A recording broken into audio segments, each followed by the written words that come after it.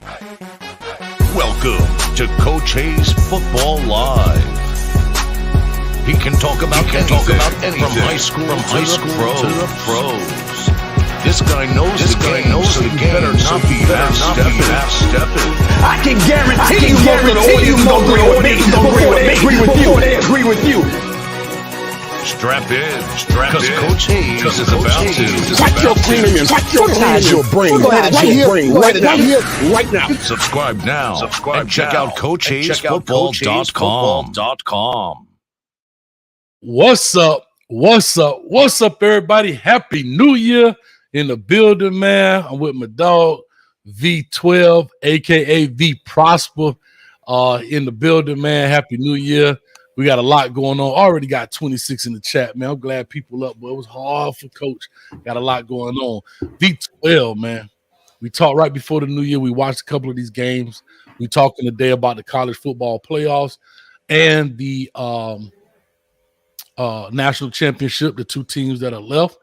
And we got some bowl games going on today and everything else. But let me shut up, man. Let me hear from my dog. What's going on, man?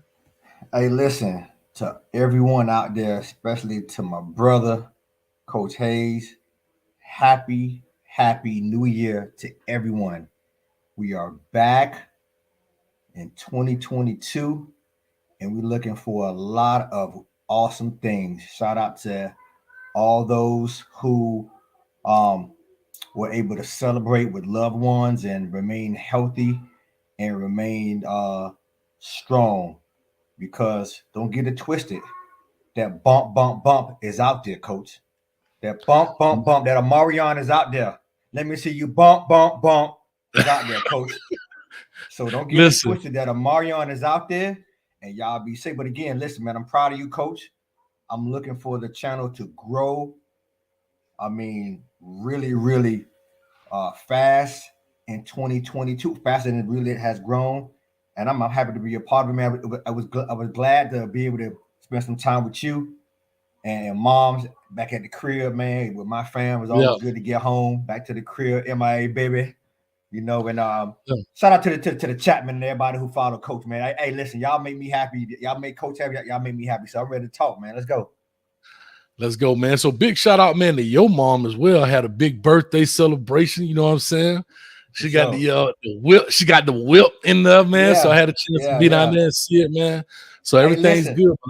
Hey, Coach, if y'all see a 70-year-old lady down there with a vert, I'm talking about a dunk. I'm talking about candy paint dunk on them things. That's Mom. Just throw this flash the U sign. Tell the 12 was in the building. Mom got that dunk. Playing that Ross every day. I'm hustling. Every day I'm hustling. I'm loving it, man. Hey, and then she hit that Marvin Sapp. Never would have made it. I love it, man. Shout out to my brother, man. Big shout out, man. Love you, bro. Appreciate you, man, being on this journey with me, bro. And to be honest, man, there's a lot going on. Like you said, Omarion, I don't know how to actually say the new variant or whatever it's called, but it's Omicron, but I mess with it sometimes. Omicron, yeah. Omicron. Yeah. But listen, it's out there, guys. Trust me. Coach was a little under the weather. I don't think I have it, but we're definitely gonna go get tested here tomorrow. I was struggling, but I actually just got in the barber shop in the bathroom there a few minutes ago, boy. I had to straighten up, boy. I looking like the Geico commercial back in the day, boy. Okay, even a caveman could do it, but I was looking rough. But anyway, man, big shout out to everybody in the chat. Big Joshua Kaufman, man. Josh, that's one of our young stars, man. Big Michigan fan. When I open up the phone lines, Josh, if you're still in here, I hope you call in. I would love to hear your point of view, because he's been a Michigan fan. He only about 14, I guess, but to see his team go ahead and do it. Big shout out to Joe in the building, man, long-time supporter, and everybody else. Same about the bottom 11, Coke Dog, everybody in this building, man. So I appreciate it. We got 41 in the chat. I appreciate it. But let's get into this thing, man. So the college football ranks, as you said, there's Coach Hayes football. This ain't Canes Talk Live, so we just talking some football. There we go. Just turned 13. So Joshua, when I open the phone lines, you got to call in, man. Bottom 11 say the old girl clean. What? Clean. All bottom right, for sure. Definitely, man. So happy New Year again to everybody out there, man. Big shout out to our sponsor here, Alex Tabio. Like I say, man, he just been hanging with us for a long time, so he's gonna help us out. But anyhow, I do want to say this. You talked about the channel. We definitely did not reach our goal, right? Our goal was to hit 20,000 subscribers before the new year. Well, the new year is here. We almost made it, V12. We got to 18,000. All right, let me check this out. Make sure I got the right numbers. We got to 18,640 subscribers. Now, that's huge because we were thinking 10,000 a year, right? That's what we did the first year. Well, think about it. Our year anniversary is April 4th. And so we already 8,000. We pretty much there. So I'm starting a new one right now. I'm saying we're going to get to 25,000 before our second year anniversary. So I'm adding 10 plus another 5 stacks. All right. So 25 stack. They call me Coach 25K up in the building.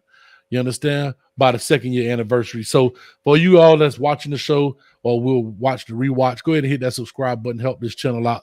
Because we got a lot of good things coming up, man. I think we got some good things coming up here in the new year, breaking down these recruits, talking more football, adding different things, and making it happen.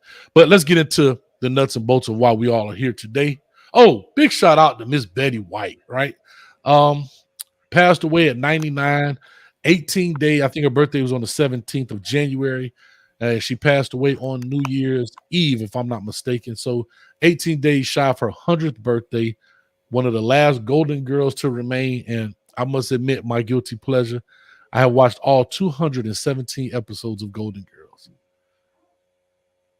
Thank you for being a friend. Whoa. Hey, man, listen. Travel down the road and back again. Now, never mind. I'm gonna leave that alone. So anyway, listen. Let me tell you something. It's funny, because we're gonna get into football in a second, man. But being from the crib, we didn't really kind of know that joint was kind of based off of the crib. You know what I mean? We were younger. You know what I mean? Being in Florida and everything, and for her to be the last, a standing Golden Girl. And she has, I never met her really, but her personality was good. Her commercials were insane. She was a great actress, man. I mean, that's a long, blessed life, man. So again, shout out to Betty White, man, for sure. But definitely. So let's get into this thing, man. People are already asking questions. Who do you think the OC gonna be? Chaos fans, who do you think the new OC in DC going to be? And if you had a choice, who would it be? Great question. We'll get into that. But let's talk about a little playoff first. Josh, I don't know when the phone lines. We'll get into it. Oh, yeah. And somebody, I see who's that? Birmingham Gane, man. John Madden. We got to give John Madden his due. John Madden and Dan Reeves, huh? I didn't hear about Dan Reeves. Me either. That's new. Shout out Birmingham Gane. I wasn't sure about Dan. I wasn't aware of Dan Reeves, but both. I'm talking about coaching gurus, and you a coach, so I'm sure some of the philosophy that you've received and you instilled in some of your players and coaches instilled in you are from those gentlemen, especially John Madden. Yeah, definitely, man. That boy Josh said, "Cool. When you open the phone, I'm going to the pool." Boy, ain't you from Michigan, man? It ain't cold up there. Talking about going to the pool. That boy a polar bear.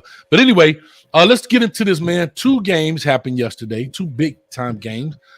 Basically, I guess the first round of the playoffs, if that's what you want to call it. So we started off with Alabama and Cincinnati. I put out a tweet and I said that, and I'm paraphrasing myself because I don't know the exact tweet. There's a lot of cane juice being going around that time. But I basically said that Cincinnati showed that the stage wasn't too big for them, right? In a sense, meaning like they weren't a deer in headlights. They came out to play. They started off tough. They were aggressive and everything else. But I also said in that same tweet, I still think Alabama's going to take it. I thought that simply because they just were too powerful, too much depth, too much experience. But I had to say Cincinnati came to play.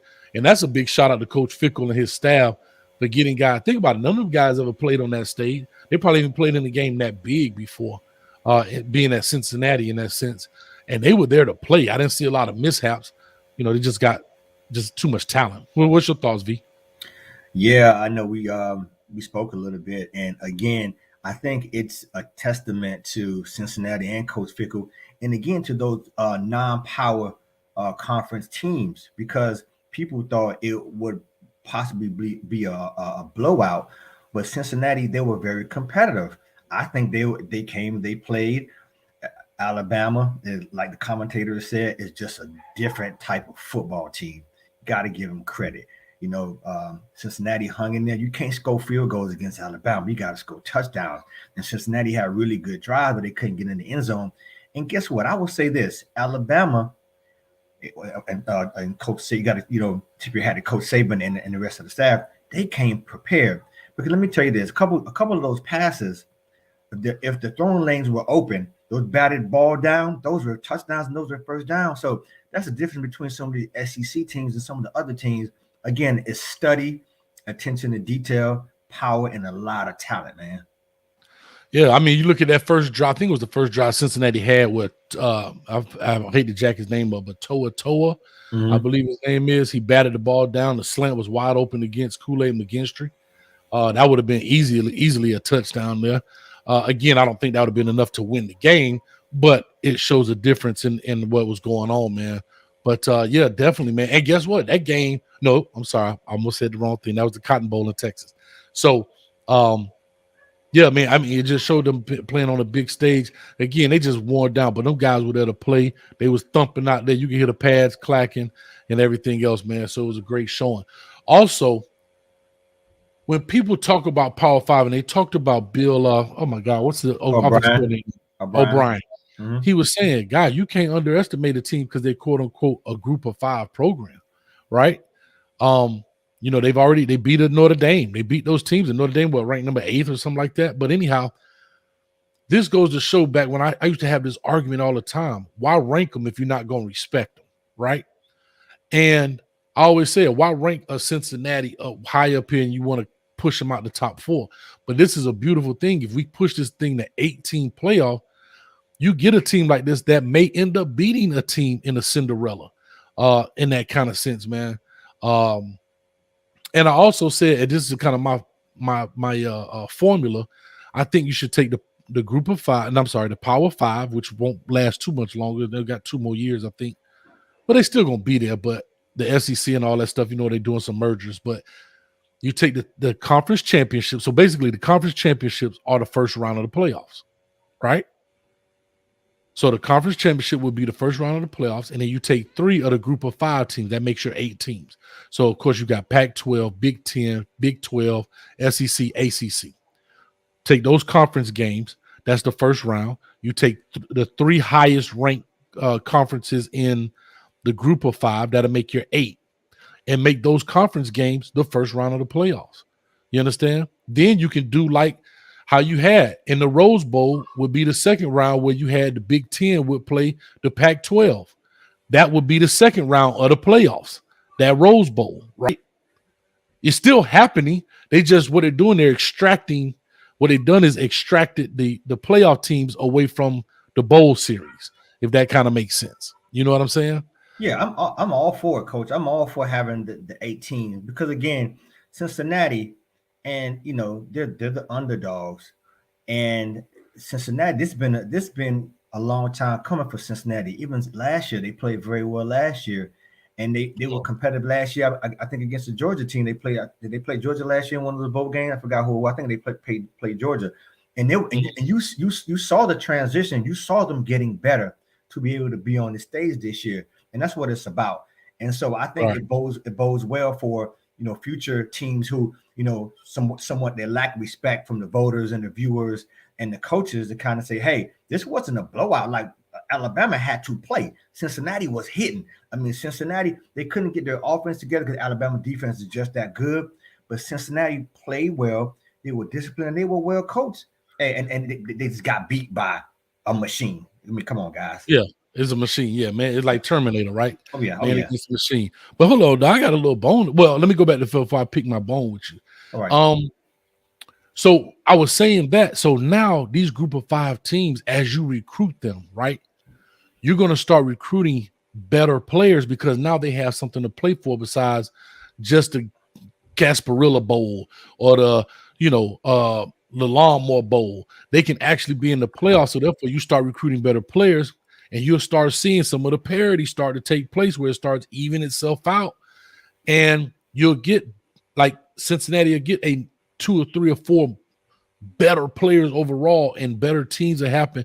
And you'll get a Cinderella story out of there once, the old David and Goliath story, right? Maybe Alabama go in there and they Coastal Carolina knock them off. You know, you see it in basketball all the time, right? Correct. So anyway, that's how I looked at it. But here's my bone I got to pick with you, V12. Now I'm always represent our HBCUs because Tennessee State, Hampton, I get it. But bro, you an alumni of Cincinnati, dog. You an alum, cuz. Where your shirt at, dog? Matter of fact. Yeah, so shout out UC, man. Shout out Queen City. So what had happened was talk to us, B. What had happened was I was waiting to surprise y'all. I was looking for an upset, man. I was waiting to surprise y'all so y'all can be like, 12 on the bandwagon, but you spoiled my surprise. Boy, maybe your best friends are gonna spoil your surprise. So maybe next year. But yeah, shout out UC, man. Shout out Queen City. Shout out all them chili dogs and cheese and all that stuff, man. You know, I done been Midwestern some time in my life. So yeah, I was there with Kmart was there, man, walking on campus, man. So big shout out. And so yeah, I mean, no. To be honest with you, and we never spoke about that. That's a good thing you brought up, Coach. To see the school, I remember when I was their coach, and I was back in the 2000s. I ain't trying to age myself. Football was an afterthought because basketball was the thing at UC. You remember Kate? I mean, they were the Wildcat team. I think it was the 99 team, and you could have gotten any scholarship at UC back in the days. You know what I mean? Football scholarship, right? Basketball, not so much.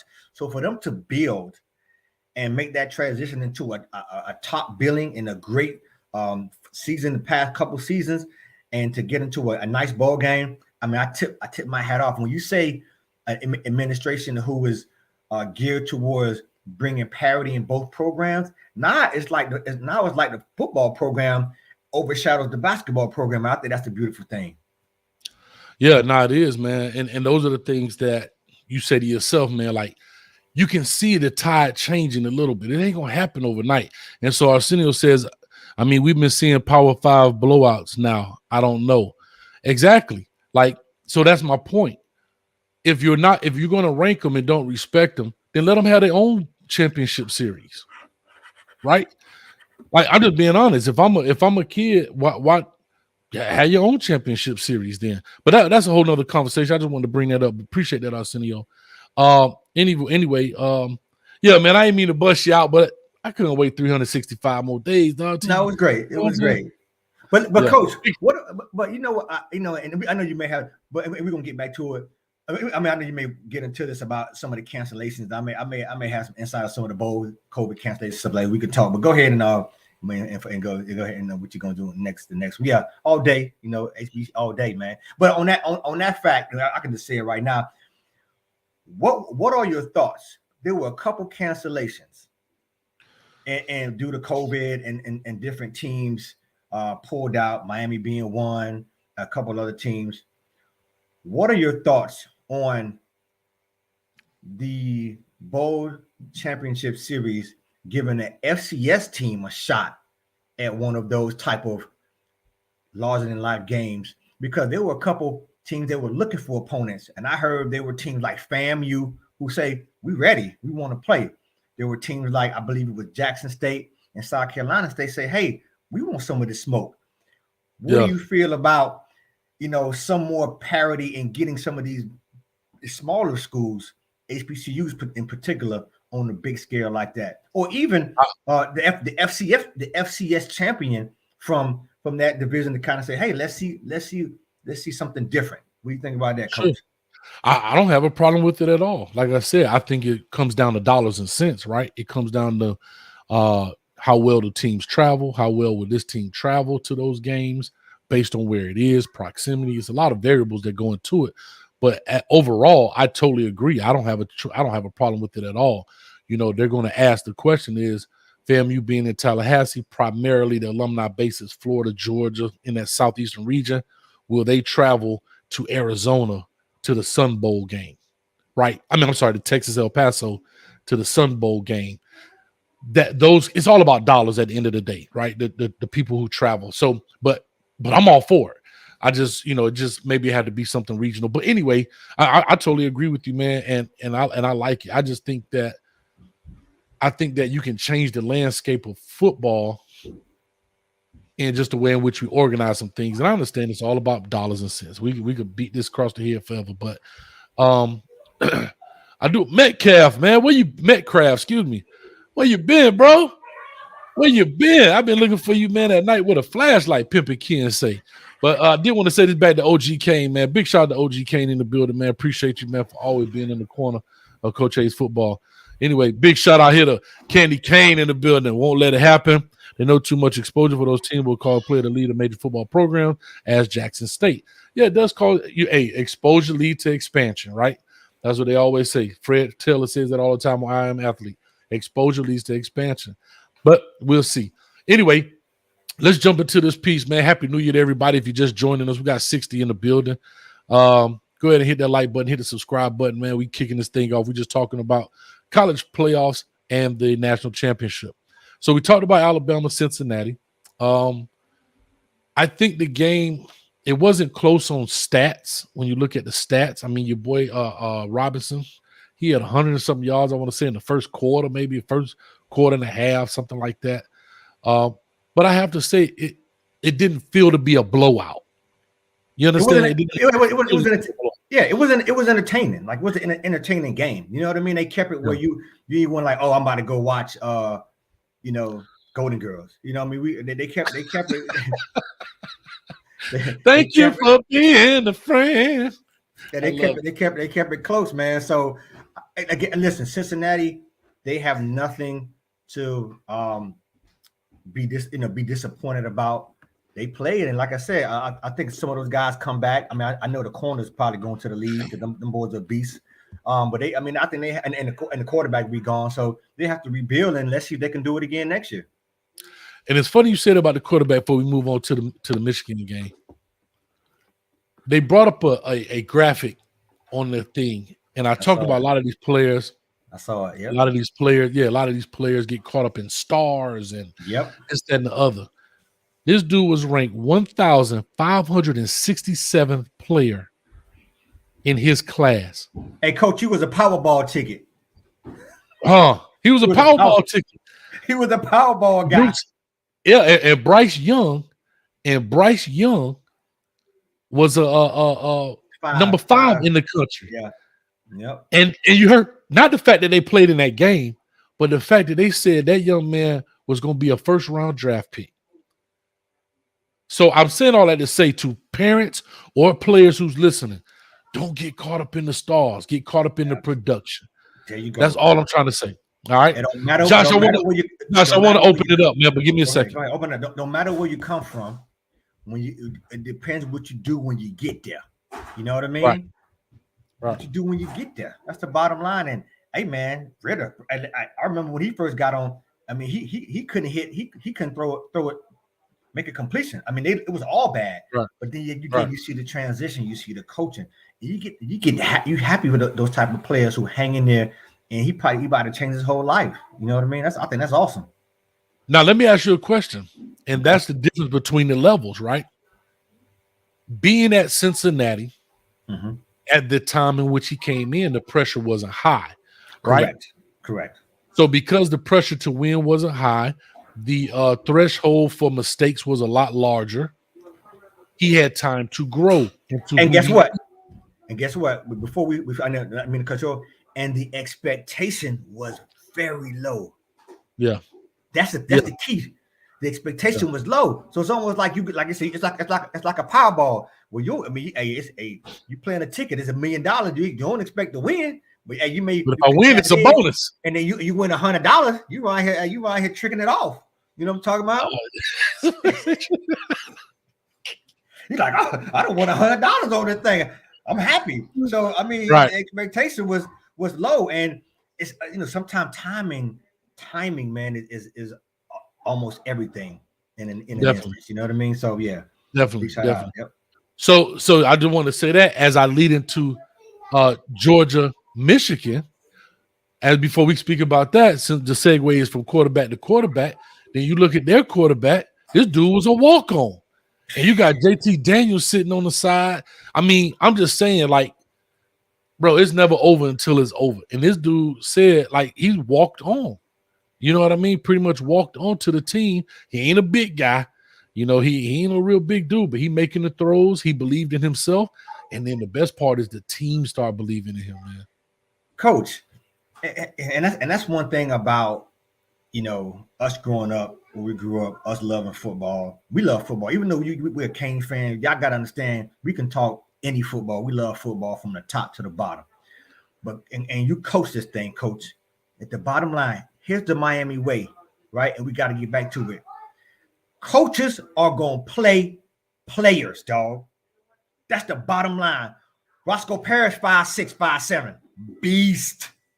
Tanner Man, Santana Moss, beast. Ray Lewis, undersized linebacker, beast. Some of those guys weren't highly recruited. Ed Reed, not the fastest. Reggie Wayne, beast. So to your point, this dude, they say dude probably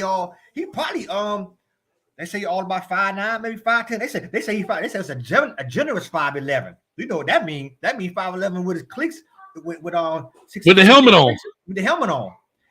This man comes out and is playing top football, Power 5 football at a premier program, Coach. And that's why when you do your WREs, I think you're doing a great service to parents and to kids alike, because we get caught up in stuff that really don't matter.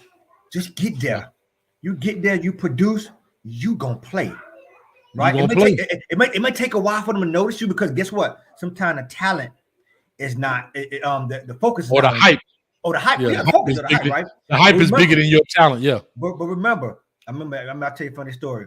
You know, we play ball, whatever. I got on there. They ain't know me, you know what I mean? But guess what? They put that tape on my helmet, Wilson, right? And they put me on that scout team. And I ran for my life. I caught the ball for my life, dog.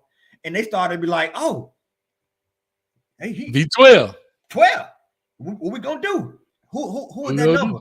They saw it on my helmet, Wilson. Then you slowly get moved up. You know what I mean? Yeah. Making people miss you, making blocks, you playing, and they gonna move you up, Coach. So it's all about believing in yourself. Favoritism. In the words of Coach Jack, for those that played at Scott Lake back in the day or have been coached by this gentleman, but Coach Jack used to always say this. Hey, Hayes, let me tell you something, my man. I got favoritism. Favoritism for those who ball. And I used to tell my players the same thing. I got, coach got favoritism. Yeah, I got favoritism for those who ball. You understand that? And that's just what it is. But anyway, I'm going to go to this piece, man. Let's go and kick this thing around. I do want to open up the phone line. I want to hear from the people. I want to talk to the people. I saw an interesting point. I lost it. Doggone it. Oh, here we go. I just wanted to bring this up. Chaos Fan says, watching the game last night made me realize Miami is not ready. We are another 2-3 years away. We have to get bigger, stronger on the O-line and D-line. Guess what? If y'all remember when I first started these shows, especially talking about the Canes, I said how many years away we were? 5 years away. I'm telling y'all, we not as close as people think it is. But anyway, let's go ahead and jump into this part. Well, let me say this about Alabama. Did you see how small Bryce Young was compared to them dudes when they did the coin toss, bro? I didn't realize. I knew he was short. I didn't know he was that little. Dude, this dude looked like he was straight off the Pop Warner League, man. But they got him listed as 6 foot, so he's probably a legit 5'10" and a half, somewhere in there. But I just want to say that point. Michigan, big go blue. Michigan basically rose from the dead. Me and you had a conversation before the game. We shared some tweets, and some text messages. And I said that Georgia was too strong. I said that they actually Michigan's strength fed into Georgia's strength, which is they run the ball extremely well. Georgia stops the ball extremely well. I felt that their quarterback and Cade McNamara was not a game changer. He probably was more of a game manager. He wasn't careless with the ball, but I don't think they had enough playmakers around them in order to do that. I think the same thing with a Ken Dorsey, right? Just to make a comparison. Ken Dorsey wasn't necessarily a game changer. he game managed, but it was so many game changers around him.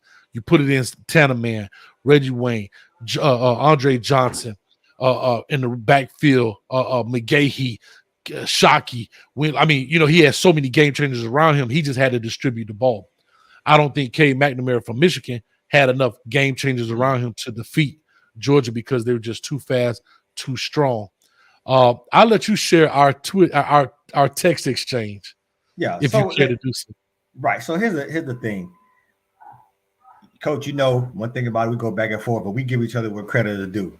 I pushed back on you. You told me, you said Georgia by 17, and I almost cracked my phone. I was like, what?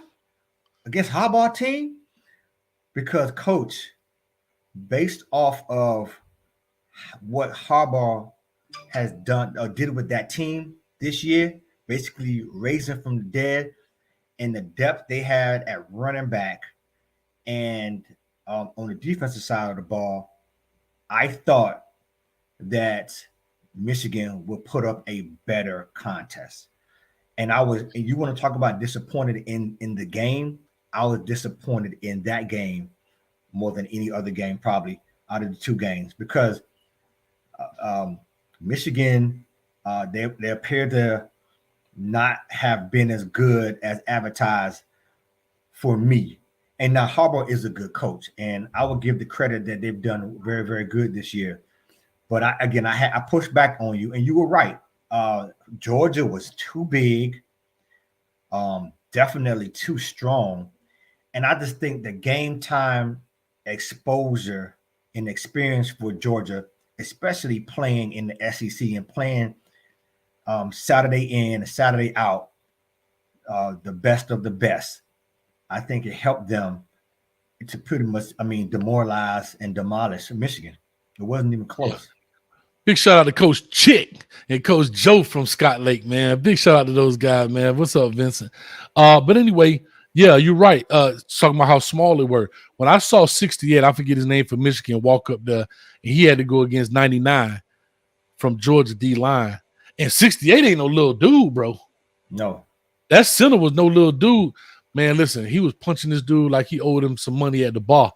He was coming, man, look here, I can get into the coaching part, but it was just dominant. I just knew that Georgia was too fast, and it had been on that stage already. And if you don't have a quarterback, I felt that can open it up in that sense to alleviate some of the pressure, then now not only their front four was going to beat you, they're going to bring them other two or three from the back end so far as linebackers to create even more pressure. And he stayed in the pocket. He made some good throws, but he had no escapability. Now, when they brought in J.J. McCarthy, number 9, he created more time with his legs, but it was a little too late. You know what I mean? And I see a lot of people all the time, Coach Harbaugh, I guess, he gets loyal to a fault in some sense, or maybe maybe he does have favoritism, because they're nice guys, and maybe that may be his downfall. But if that's who he is as a person, he has to stick with it. But you may have had to make a change early. You see the great Nick Saban, they talked about that in the game. Look, Nick Saban say, listen, bro, you ain't getting it done, Hurt. Come on, young tender. Let's get in here. Let's make this thing happen. Let's win us a natty. But anyhow. So, Coach, let me put you on. Let you talk about quarterback now. I know how you get some time about your son. So, So, do you think it was the right decision for Harbaugh and Joe Milton to part ways? Because it seemed like after Joe left, I'm on the outside looking in. It just seemed like the trajectory of the team went up. Do you talk to me about that? Because I know you kind of and you have some experience. If I don't know, and Coach is a little humble. Coach has had some experience with Jim Harbaugh, personal experience interacting with Jim Harbaugh, and of course he knows Joe Milton. And I'm not saying I think Joe Milton is an exceptional quarterback, but sometimes I know I kind of sense that when he moved on, you kind of didn't feel it kind of was the right way. This is my sense. We haven't spoken about it too much, and because that's a player close to your heart. But do you think it was the right decision for him to move on?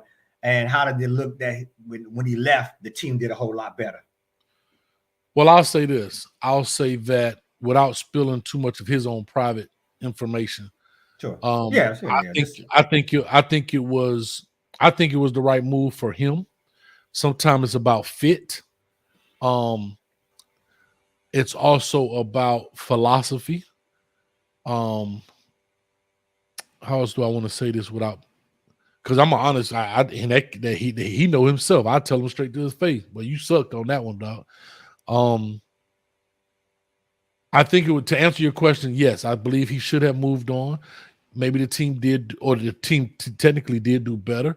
But I think with Cade McNamara when he was backing him up, he's a different style of quarterback. That's what worked for Jim Harbaugh. I don't know what it's going to look like with that style of quarterback, guy with a big arm, a guy that can move in the pocket. When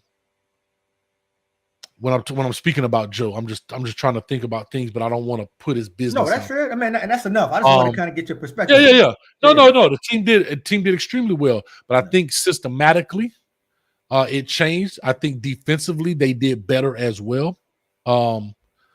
I think that with Cade McNamara, like I said, they used him as a game manager, versus with Joe, they tried to use him as a game winner instead of walking him into that role as being a game winner. If that makes sense. Because sometimes you see a kid with a big arm, you think he got to be out there Brett Favre. Just because I have it doesn't mean I possess it, if that makes sense. Right. I have to earn that. I have to, like your boy from Cincinnati. He couldn't hit the broadside of a barn, but look at him now. So those things had to grow. And so I just want to put that out there. And yeah, I mean, it what it is. But yeah, big shout out to Michigan. And yeah, Coach Harbaugh and everything, and text him and tell him congrats and all of that good stuff. And Josh Gaddis and a lot of those guys. But I think their defense gave them a breath of fresh air sometime when they brought in the guy McDonald from the Ravens. I think that gave him a breath of fresh air from Don Brown's defense of just constantly playing man. But, it's good to go. But anyhow, yeah, I mean, hopefully to answer your question. No, that's why I just want to get your, because I mean, sometimes Troy go ask the tough questions. You know what I mean? It's the elephant in the room. You know what I mean? I ain't trying to get too messy. I don't want to get it. Coach's perspective. You know what I mean? Or how they look. You know what I mean? Because when it was happening, it was like kind of a big deal. Like why is this going on? And when when that they separated, it kind of like It seemed like it was better. And it's some other thing. It was some other things in there too that I won't disclose, but it was a major thing in there too as well. And I'll just leave that on the wraps. If he ever decide he want to talk about it, he can. No, I'm just putting it out there. But I'm just saying. But I think there's one major thing that made a change. It had nothing to do with play. But anyway. So Alabama hitter says, poor little Timmy was all over the field last night in maize and blue. God, y'all tough on him, boy. Yeah. And Reggie says, Coach, I heard you were handing out little Timmy shirts to the Michigan locker room after the game. Speaking of that, I have rivalry shirts. If y'all look, right below, turn your phone back. I know y'all are watching it this way, right? Turn your phone back this way. And if you look right about there under the video, you'll see all the little shirts. You can click on there. Go grab you some shirts. You know what I'm saying? Go grab you some shirts. Go get you some merch, as they call it. Poor little Timmy merch, man. Look at Timmy up there, man. He chilling, man. He in the back chilling, man. But anyhow, and for people who don't know, let me see if I can. Yeah, see that? You see that 7 jersey up there? I got my man represented. in the building over there. Hey, Coach, here's a question. Daniel James says Hutchinson was like a deer. I'm assuming he did like a deer in the headlights. So let me ask you a question. They're saying Hutchinson is supposed to be the number 1 draft pick.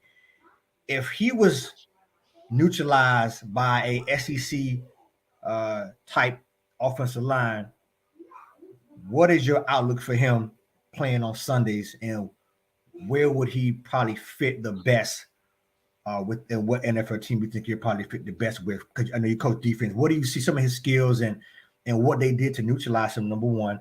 And is that a red flag going into for some scouts to kind of say, hey, you playing other schools and you running crazy and you can get all these sacks, but when you play a solid, well-coached team, you're neutralized. Talk to me about that, Coach. All right, so what happened to Aiden Hutchinson was they actually turned the protection to him, meaning they're gonna make sure 97 not gonna beat us tonight. He's not gonna create havoc on us tonight. And And that goes to show when you don't have enough talent across the board, you can afford to do that, right? When you don't have enough talent across the board, you can turn your protection to Hutchinson because I can one-on-one everybody else. You understand what I'm saying? But when you got talent across the board, I only got 5 guys blocking plus maybe a running back if max protect, but just basically you got 5 offensive linemen, and typically it's 4 defensive linemen, so they already have a 1-man advantage. But if 4 can beat 5 consistently, you have a problem, right? So you're always going to typically get a double team on that nose guy, and everybody else is one-on-one. Well, we're going to double the nose just because the center has to snap the ball. But then we're going to use the running back to chip Aiden. We're going to do all these different things to slow him down, to stop him. So with all that being said, where's the other help going to come from? So I said all that to say this. That does not take away from his talent. That actually adds to his talent that they can afford to turn the protection to him. So he's definitely going to be a high-round draft pick. And his numbers prove it. His play on the field proves it. And in their mind, from a GM standpoint, is we're going to have more talent playing next to him. So they can't always just turn the protection to 97. They can't always just double this guy. So, yeah, big shout out to Daniel James, man, in the building for that great question. But, yeah, sometimes too, man, like when you getting hit like you ain't never been hit, that running back coming in, he chipping you, you think you got one-on-one, and you spin inside, and that running back give you some sweet chin music. You know what I'm saying? Like, sometimes you like, okay, these ain't working. Now, I will say this about Aiden Hutchinson. The only thing I saw, he got to add more tools to his tool belt, put more things in his arsenal. He's got 1 or 2 good patented moves, the lean, dip, and rip, right? And he's got the little one-on bull rush. But other than that, you got to add more things to your arsenal because these guys are good, man. Cool. All right, let me ask you this piece, man. We got 114 in the chat. Appreciate y'all, man. Happy New Year to everybody. We about to open up the phone line. But let me ask you this part before I open up this phone line, and while you answer, I'll be doing my thizzle over here. What do you think the game? Do you think the Michigan game was a disappointment to Michigan and the fan base because of the outcome where they scored just basically at the very end there with the long pass? Or do you think that people are satisfied? No, I believe the Michigan fans are definitely disappointed. I mean, based off of their performance this year, based off of that 2-headed monster, that run game, that 1-2 punch, and how Harbaugh coached the games this season, and especially the defense played very well. So based off in that Ohio State game alone, where they went in there and got crazy on Ohio State, and it just seemed like they could not be stopped. Coming into the Georgia game, where Alabama make a lot of football teams look like rookies, and so they came into the game with a lot of hope, saying, "Hey, Alabama, played Georgia, basically played them well, beat them, and so we can do the same thing." So I don't think they were scared, but I don't think they realized that how potent Georgia's team is. And I think to your credit, I didn't realize that as well. I fell into that same trap because I'm like, well, if Michigan is doing this, if Michigan with this 2-headed monster, well-coached team can do this in their conference, they can definitely come in here with a Georgia team who gave it up to Alabama and be competitive, much less beat them. So that game, Coach, was pretty much over at halftime. Like there was almost no will in Michigan anymore. They couldn't get anything done. They had to go to the second string quarterback in order to even generate some kind of offense. So it's a disappointment. They're happy that they got there based on what they were last year, based on Harbaugh almost probably being fired and a lot of shifting around, a lot of movement in the positions. But to be there was good.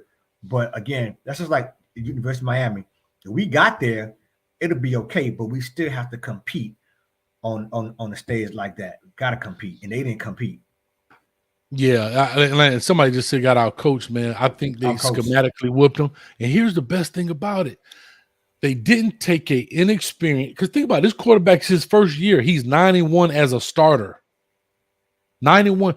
What the beauty in the offensive coordinator, he didn't put the pressure on the kid. I'm going to call him a kid. I'm 44 years old. He didn't put the pressure on the kid. He put the pressure on the playmakers around him, on Cook, on the receivers, on everybody else. This dude, man, throwing more bubbles than I ever seen in my life. More short routes, more all of those type of things. You understand? And that's the beauty of it. He didn't put the pressure on the young man to make the team successful. And when he had to throw the deep ball, boom, he was on it. Why? And I talk about this all the time, especially when I talk Miami football. You got to give guys confident throws. Once you build a confidence, I don't know the science and the whole phenomenon behind why it works. But once you give guys confident throws, when they throw that long ball, it's 90% going to be accurate. But if you saw out there and throw 5 long balls and he only completes 1 of 5, his confidence is down. Now, I guess subconsciously, he's like, I got to make the perfect throw. But when he just throwing dump passes like he throwing ball in the backyard, throwing a deep ball, he just throw it up, let his player go get it, dropping them in the bread basket. Let me do this, man. We're going to open up the phone lines. Joshua, if you're listening, I'm going to give you the number first. You're the first one you need to call because we got to get the young man in the pool. He in Miami. He at the crib. 321. Put this in your phone right now, Joshua. 321 328 8235. All right, I gave you first dibs at it. Everybody else, they free to go. So, all right, Josh, don't say you didn't get your chance. So you're more than welcome to call on in with your points of view. There you go. Joshua, come on. Call in 321-328-8235. Let's go. Uh-oh. Is this him? Somebody to beat him to it? Let's see. Call and talk to us. Give us your name. Where you calling from? It's Josh calling from Miami. But, hold on, Josh. Hold on. I'm not sure it's you. Your voice sounded a little deep, bro. So first of all, before that, let me go ahead and give you your let me give you your applause, man. Because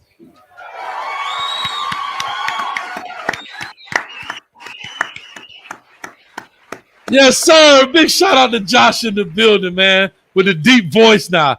Talk to us, man. You at the crib. You went to the game last night?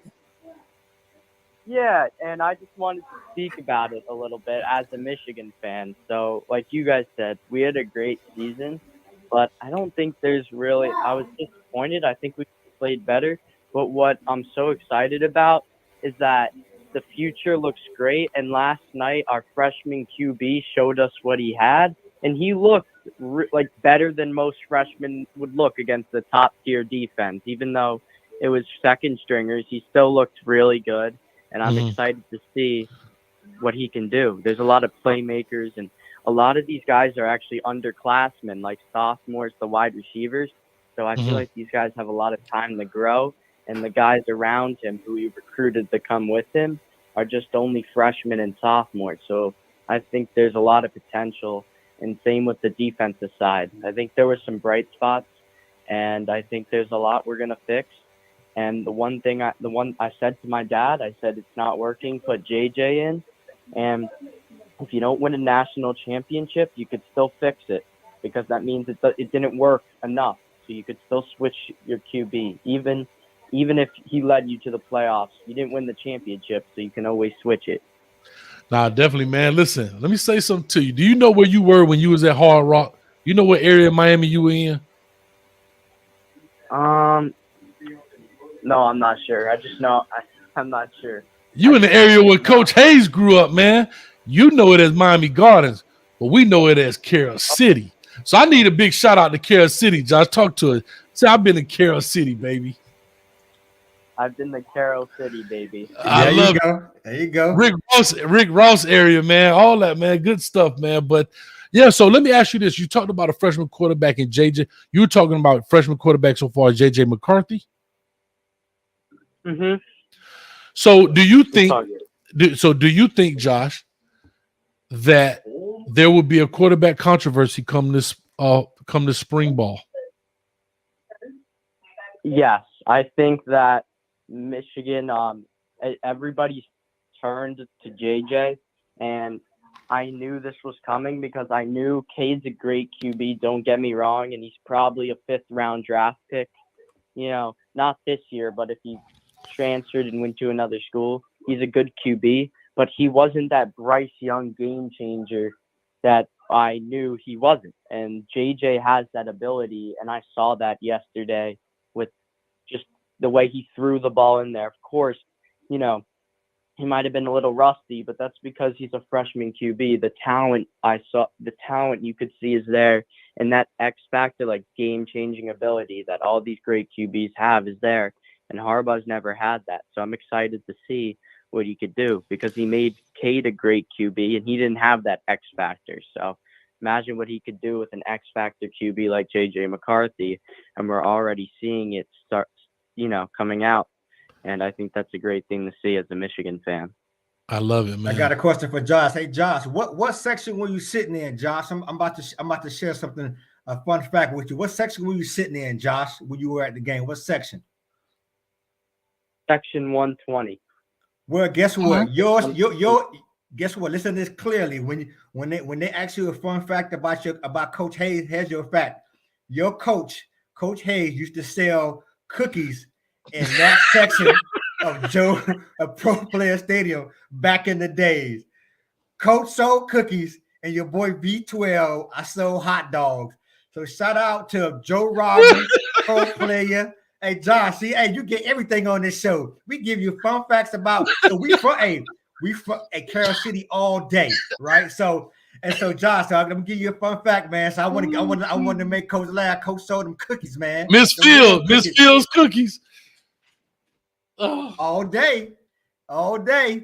Hey, shout out to Uncle Joey. Hey. Uncle Joey 99. Listen, he say I'm wearing Tennessee State with the U sign. I can do that. Hey, I could walk and chew gum at the same time. FYI, this is my alma mater. I'm from Miami, baby. I can do both. Uncle Joey, I love 99. It. Holla at me, bro. Josh, nice talking to you, man. Shout out Candace. Yeah. Josh, man, that's funny. I used to sell cookies. I ate more of them than I sold, believe it or not. Listen, I'm gonna tell you how bad it, Josh. I'm gonna tell you how bad it was. I used to walk around, cookies here, cookies here. Check this out. I used to get so tired of. I used to go to the 400 level before they changed it, and I go sit up in the top and eat cookies and watch the game. Hey, Coach, I used to have my hot dogs like this. Hot dogs here, hot dogs. Get your hot dog. Pass it down. Yes, sir. Pass it down. Mustard, relish, packets all day. I'm slinging packets all day, Josh. So Josh, man, you getting ready to head to the pool, man, in sunny South Florida? Yeah, I mean, if you have any more questions or anything, I mean, I still have a few more minutes, but if you want me to share anything else, but I know you guys got people calling, so I understand. All right, let me ask you the one last question, because like I said, I'm gonna ask you the one. This boy, Eddie man brought up cookies. That's funny. Let me ask you this. Hey, the macadamia nut with fire, Josh. I don't know if you ever had those, but anyway, fantastic. Who is the biggest this class recruiting? Who is the? And I'm gonna give you a shot. I'm gonna write it down right now. I don't know if you follow my WREs, but who is the biggest recruit you guys have in the class right now? And if I have not done a film on them, I will do one and give you a shout out for giving me the name. Basically, so there's a few. I would say the biggest one, you've done him. The biggest one is Will Johnson. He's a freak athlete, great corner.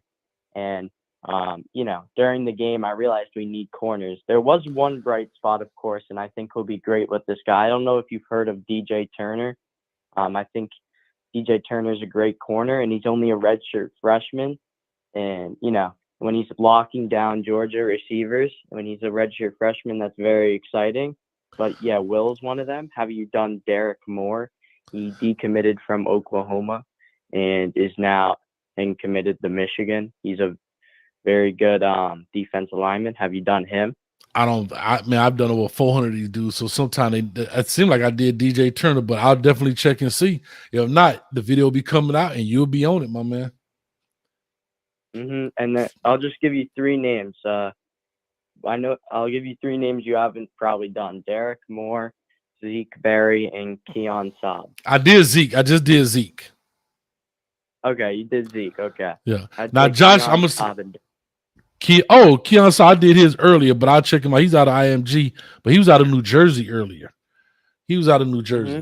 Let me ask you a question. I'm gonna say this last thing. I need Michigan. I know I'm gonna say this, and I don't want to offend you, but Ohio State got Michigan beat when it comes to their fan base. Bro, when I put Ohio State video out, that thing, I got Ohio State videos with 25,000 views on it. Michigan might give me 2,500. I need you to help pump this thing up, Joshua. You ready? I will. And like I said, there's the social media is going crazy, like JJ McCarthy, and they stayed after the game, and he said, we'll be back. I'm telling you right now, they're going to be back, and they're going to be their offense should be better. So I'm excited, and I hope Miami does well, and I'm excited to see what Miami could do with Mario Cristobal as head coach. Definitely, man. All right, well, Joshua, as always, you know, you're more than welcome, man. Hit me up. I would love to have you on the show one day. Like I said, we talked to your parents. Just turned 14 in the building. The voice has gotten deep. I hear before you was like, hi, I'm Josh. Now you're like, hey, what's going on? I'm Josh. So I'm loving it, man. But anyway, man, I'm glad to see you grow up with us, man, and grow with us. But with all that being said, be careful out there. Have fun, man. And don't let the ladies drive you crazy as they walk by the pool, buddy. Enjoy your vacation, Josh, man. Brilliant call, man. Be safe, man. And I agree with you. I think you guys, I mean, the sky's the limit for Michigan. It's hard to get back, but, you know, I think you guys really have a good chance of, you know, being very competitive again and getting back into the playoffs. All right, man. All right, man. You too. Bye now. See ya. See you. Take care. All right, man. We had Josh in the building. Phone line is open. Go ahead and give a quick call. I like Josh. I want to give him his time. I hadn't talked to him in a while, man. As you can tell, 14 years old. I think him and Young Jedi. I would love to get those guys on a show together. I want them to start their own show. I think it would be awesome. Think about what they'll do if they start their own show. I think Young Jedi maybe a year older than he is. I'm not sure. We got a caller calling in. Caller, talk to us. 251 area code. Not sure where that is. God's country, Coach Hayes, B12, Kevin, back home. Kevin. How y'all doing this afternoon, man? Kevin, can I say something? Happy New Year to you, Kevin. Yes, sir. Happy New Year to Same you. Same to you all. Thank you. But Kevin, I ain't never heard this in your voice before, Kevin. I hear a little grogginess, like you've been out all night, my brother. No. See, of the three people on this call right now, I'm the vanilla fella. I mean, hey, the hard. I still have in-laws mad with me, Coach, talking about we don't like Kevin because he had a dry wedding. And I told them, hey, if y'all want a wet wedding, y'all need to go to the state store. You can go north, south, east, or west. But I digress.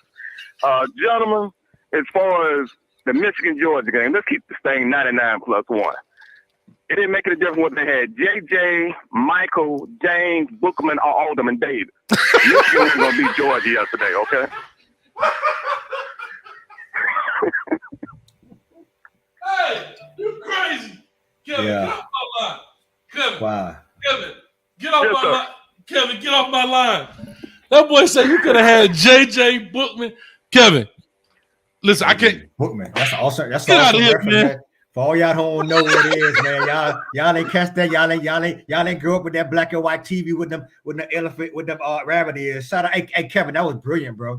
I'll give it to you. I was stunned. That was brilliant. Brilliant reference. I love that, man. Well, I had to start 22 off right, the most honorable V12 prosper. But going as far as the game for a moment, the one thing that was striking to me, Coach, as far as going back for a minute, Alabama, Cincinnati, and that is the number of batted passes that the defensive line had for Alabama.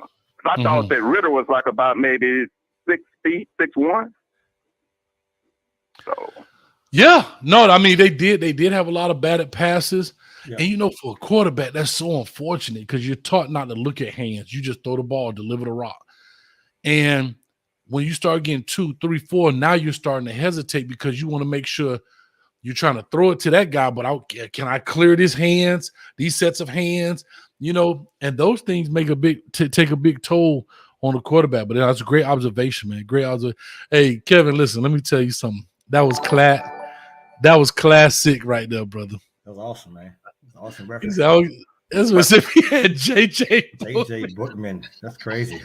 What a reference, man. That was awesome. I give you credit.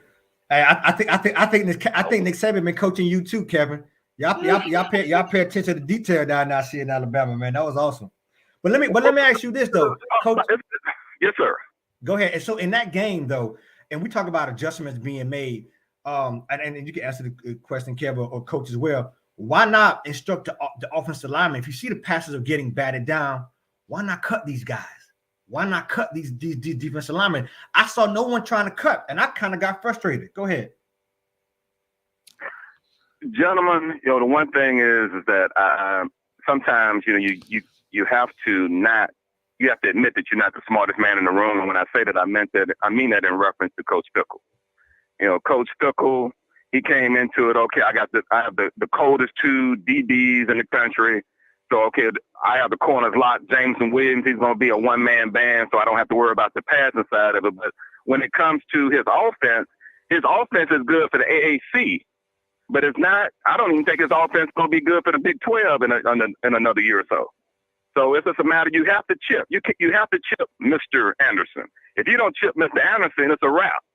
And you would have had so many, because even if Michigan would have by just falling into beating Georgia yesterday, you would have had additional rat poison. And additional rat poison is, how in the world can you, Coach Hayes, B12, have the most first place votes and not be elected to, and not be invited to New York? And the person who had the most first place votes that wasn't invited to New York was doggone William Anderson Jr.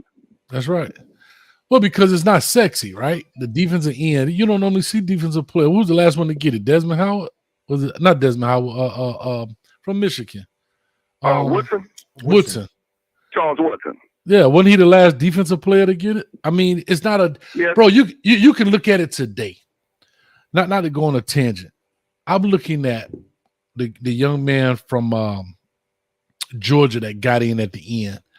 He got that one play. He smashed Corum on a little swing route.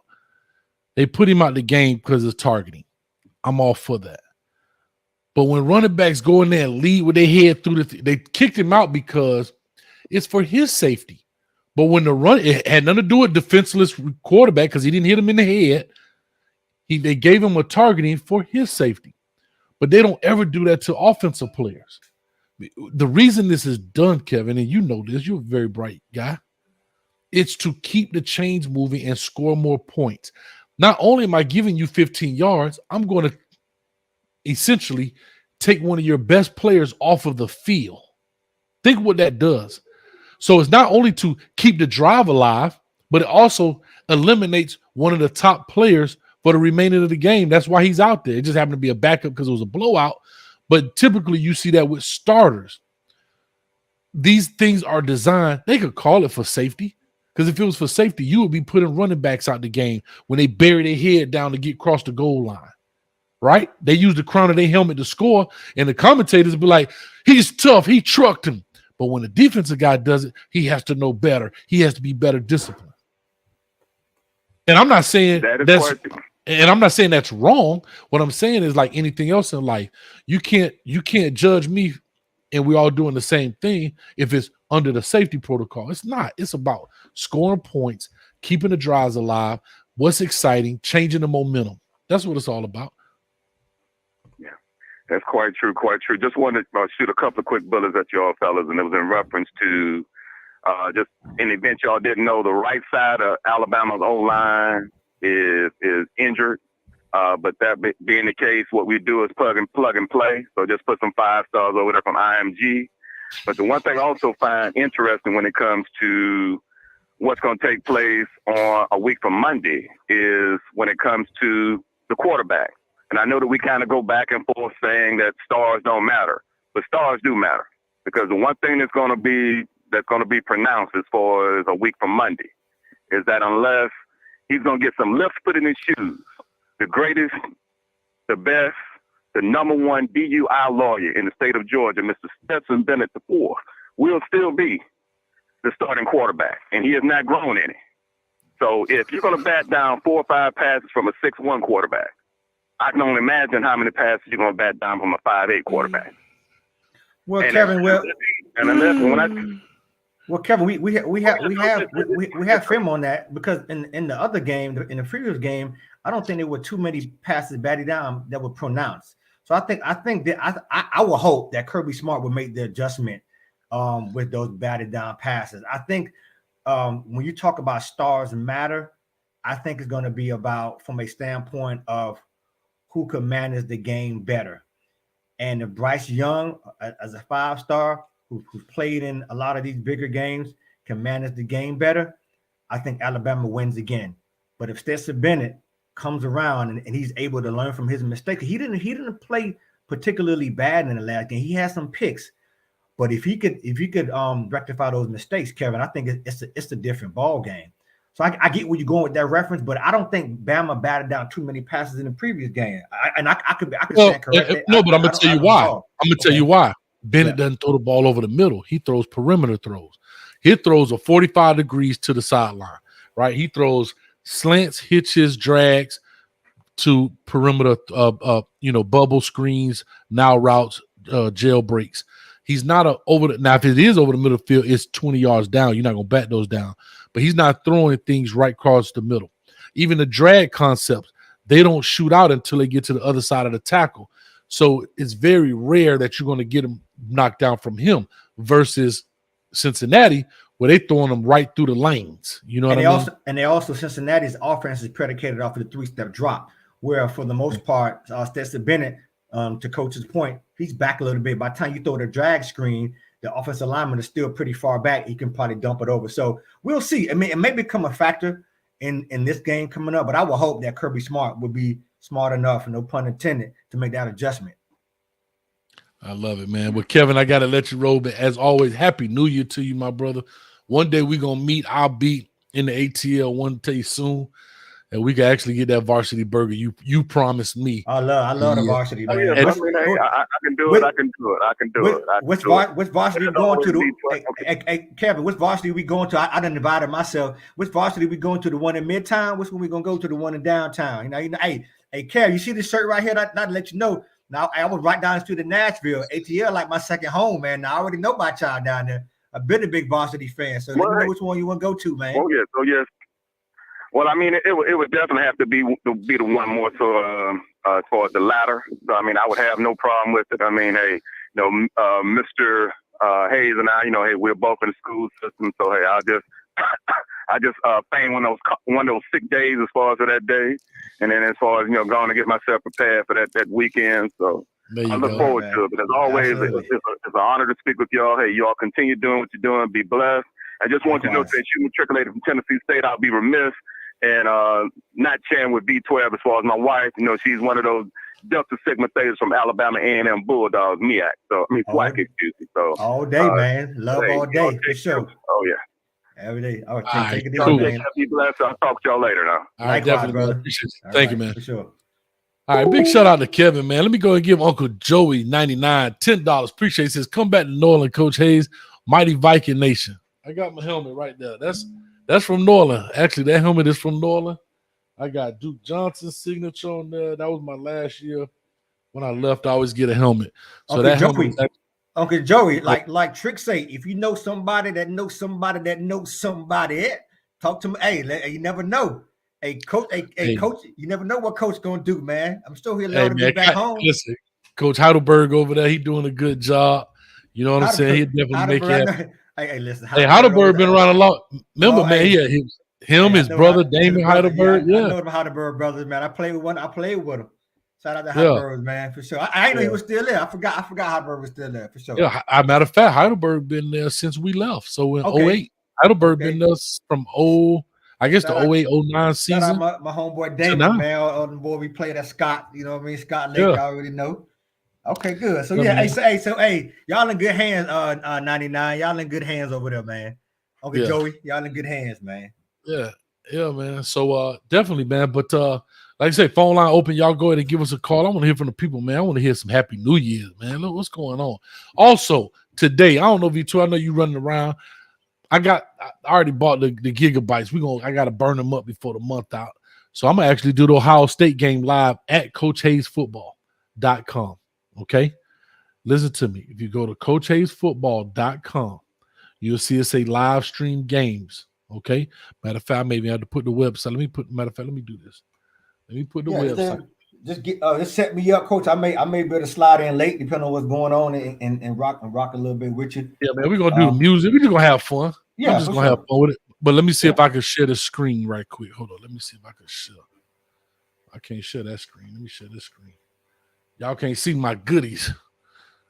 All right, let me see that screen too. Yeah. All right, all you got to do is go to CoachHayesFootball.com. You see it up here, right? All you got to do is click right here, live stream games. It's right on the front page. And I'm going to probably do that. I'm going to set it up after I get off of here, and this way you can watch it. All you have to do while I'm waiting on the phone call, all you got to do is watch the game. You could cast it to your TV. We're going to have music playing. We have fun with it, man. We just going to burn up this last bit of gigabytes I have and ride out. So I'll do the Ohio State game at 5 o'clock. Ohio State is playing Utah. We got a chat right there. We have fun with it. We play music. I don't have to worry about copyrights. None of that foolishness, man. So I just want to show y'all that's how it will work. All right. So on the home page, you see it right here on the front of the home page. All right. Am I tripping? Got it. Okay. My bad. I had to click back over. So right here on the home page, live stream game. Click right here.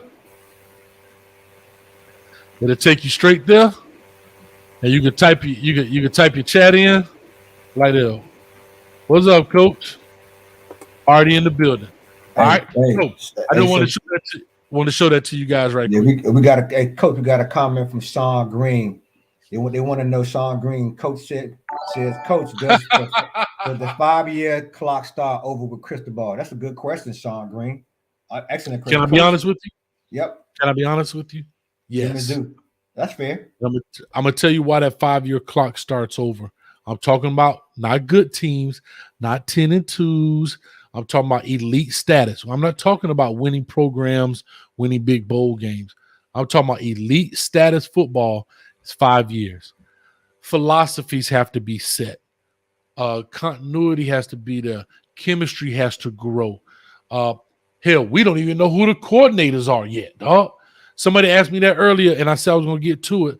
Try not to make it a whole, like I say, Coach Hayes football is bigger than just Miami Hurricanes, but I will talk about it because we're just talking football. But we don't even know who the coordinators are going to be yet. So we don't even know who the coordinator. We don't have an OC or a DC. It have been from Joe Brady to Kendall Browse to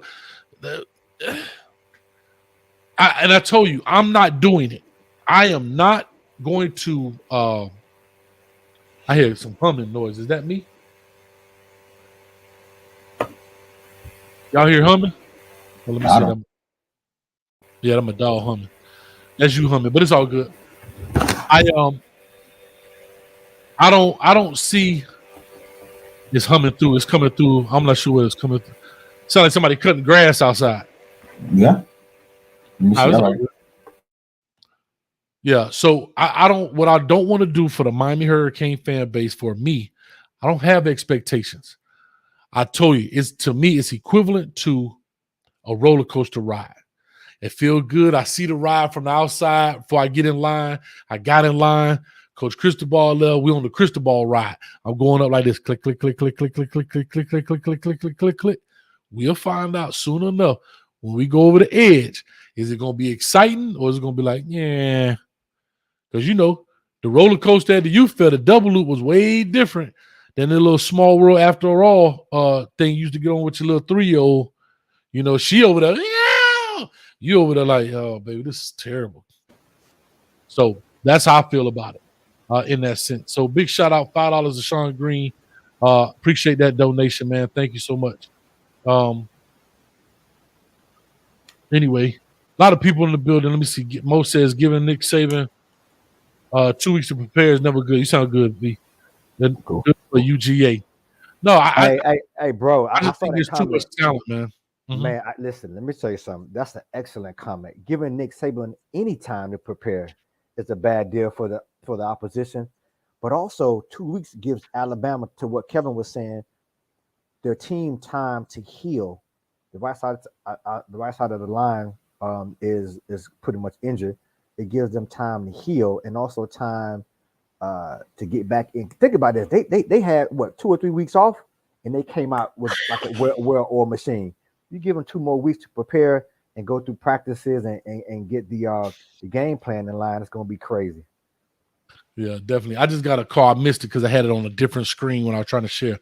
7990 area code. Phone number. Call back. I just missed it. Apologize. Had a couple missed calls I had on a different screen. It was out of my view. But anyway, yeah, man, that's good. Yeah, right here, Uncle Joey said, Miami New Orleans unstoppable wide receiver duo, Dwayne Bowe, Willie Pope. You got Eddie Pope, but Willie Pope, go Vikings. So it's actually Willie Pope, which is actually Andre Johnson's younger brother, man. He was big time. He was a quiet dude, but he was a big time deal, man. But anyway, we good to go, guys. Call back in. Let's get these phone lines jumping. Because if not, we'll be out here. But we got 122 in the building. We missed our goal. We missed our 20,000. But coach set a new goal, right? We don't never go down. We never go flat. We go up. So now the goal is 25 stacks. We need 25,000 subscribers before April 4th. All right, I'm going to just say April 1st. If everybody remember, April 1st is April Fool's Day. So let's do that. Listen, I'm so bold right here. You call my show. If you don't want to call back, I'm going to call you. Shoot, I'm calling me somebody. Around here call my show and don't want to call back. Let's call them. Around here playing around.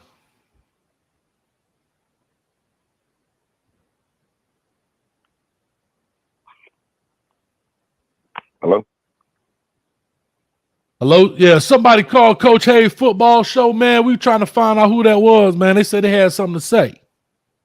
Yeah, this is Rob from Miami, man. I'm just messing with you, man. What's up with you, Rob? Talk to us, man. Chilling, man. I'm an ex-Viking. Okay. All right, man. What year you came out? 94. Oh, okay. So you back there with Streeter and them boys. Streeter went to school with my younger sister. Okay. But yeah, I think he came out in like 95 or 6, I believe, if I'm not mistaken. Yeah. So I got a younger sister, Brandy, who went out there with him. But I went to school with the Pinocchio brothers, up in Heidelberg. Heidelberg. Yeah. Went to the boys club, seen some of the best, growing up around that area, some of the best football, I think. I don't know how to describe it to somebody not from Miami, man. I just could tell you the raw talent we had because our coaches were disciplinaries more than just a football coach. Mm-hmm. We had people that actually can tell us what to do outside of football. Mm-hmm. So I appreciate you brothers, man, for standing up in the paint, man, and continue the showcasing the University of Miami and giving these kids that breath of freshness that they need to elevate to get to a lot of things outside of football, but just to know y'all care. Yeah, man, we do, man. Like I said, I'm always here. If anybody want to contact me in regards, if they're out there for the recruiting process, I had a great conversation with a parent, and I told him I'm a Hurricane fan, but I'm a fan of kids first. And I'm just being honest, right? Because the recruiting process ain't easy, especially if a parent hasn't been through it. Some of these single moms out here haven't been through it. Even the dads, right? You got to remember what you did 20 years ago. The system is totally different now. So, yeah, you can kind of reach back and rely on what you went through, but the process is so different now. So if anybody want to reach out, man, I'm always available, bro. Always. All you do is hit me up on email or Twitter, leave a comment on the website or something, and I'll get back to you if you got some regards to like recruiting questions, with one of your kids or something, man. So I appreciate that, man. Thank you so much. But I got close friends that y'all might remember. Okay. Davis, Darren Davis, and Lamont Green. Oh, yeah, man. The Davis brothers down in the Ridge. And then you had so Lamont Green, I was just talking about him. So Lamont Green is coaching at Gulliver, man. I didn't know that. His son's an animal. Yeah, he's supposed to be going to Florida State, right? He is going to Florida State. Ain't no ifs, ands, or buts about that. I know, right? He's going to Florida. His mom a Hurricane. Lamont ain't letting that bloodline go nowhere. Yeah. So I mean that's what it is. But yeah, man, I just was talking about him yesterday, but I didn't know I know he was coaching. I think he was at Killian at one time or something like that. But he's not just coaching, coach. He I want to say he almost like a principal, man. Oh, okay, like a dean or something. Okay. Yeah, man. He got his doctorate like a year or two ago. These people in the chat crazy talking about breaking update. Georgia just scored again. Y'all tough, boy. Y'all tough. Yeah, Coach, man. I support what y'all doing, man. Whatever Appreciate I can do to help, man. You guys run the crib, and we branched out some everywhere. All I can say is spread the word, dog. We got to get to 25,000 subscribers before the 2-year mark. We got 10,000 at 1 year. We trying to up it, man. Now we got to go to 15,000 in a year. I appreciate it. Been supporting now for like 2 years now. I can say, like 2 years.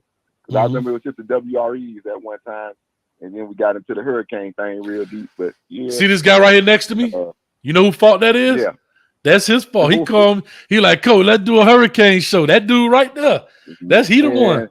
So V12 is the blame for the hurricane stuff. V12 salute, boy. The brainchild, because deep down inside, regardless of whether our walk was, I remember the Melvin Bratton games. I remember the 54th Street Burger King getting the free tickets and all that going to the Orange Bowl. Hey, listen. Listen. Back in the day, remember, they were giving away tickets, like you said, to go to the Orange Bowl. And I know you probably remember this. And remember the All-Star game downtown in Overtime Miami Arena when they gave out them tickets to go to the All-Star game, coach. Remember that they gave away a whole bunch of stuff. So listen, I understand what you're saying, man. There's so much talent. There's so many good kids down in Miami, and for us to be able to, and coach to be able to see things that we probably didn't know about, and some of the outlooks on recruiting and just giving some advice to some of the kids and their parents, I think goes a long way. To your point, I tell people all the time, and I'm up here in the DC area, people only recognize the people from Miami who made it to the league. They are hundreds or thousands of guys who were probably better than the guys you see in the league from Miami, guys. Understand that. And for some reason or another, happenstance, they didn't make it to the league. I mean, I could probably name 10 guys that you guys may know played at UM or played, or even didn't even get a chance to get to college or main colleges that could have played in the league. So it's just a different beat. Somebody said in the chat, Miami is different from Florida. Ladies and gentlemen, that is true. Miami is a total separate animal. And we can't explain it. It's hard to explain. You know what I mean? And we can't explain it, but we understand it. Right. And like, so when I told Uncle, Uncle 99 how I throw this up, because this is what I know. You know what I mean? When I introduced to football, this is me. The U is me. But now I'm matriculated to Tennessee State, so I throw them. I throw them both up. You know what I mean? So that's how I roll, man. I get credit. Matter of fact, can I say something? Kansas City made us, man. Kansas City made us, so we gotta give reference all the time. You know what I mean? Hold on, I'm gonna say this too, Rod. Hold on. I'm gonna show you how much this man. You remember your wedding cake? Oh, I ain't want to see you. I ain't want to put it out there like that. I be having to, dog, because you want to be an old nice guy. This guy V Dose is a nice guy. Right. Tell him. Hold on, what your wedding cake was, dog? Tell him. Hey, Stop playing.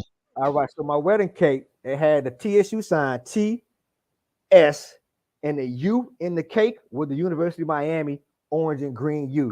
That's how I roll. That's how I roll, Uncle 99. That's how I do, man. Like I said, Melvin Bratton. Like, I love these candidates. When I spoke to Coach, was doing COVID. I'm like, man, Coach, this the crib. We got to talk about what we love. Like, I love football in general, but I love the Canes, man. Like, y'all don't understand. Right. And I give credit to other schools because I know I'm fair, but that's why I'm so passionate about what we need to do and how we need to get back.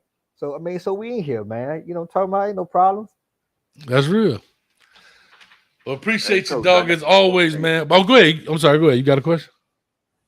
No, I got one more thing. I got another close friend, the youngest of the Davis boys. Shout out to J Rock.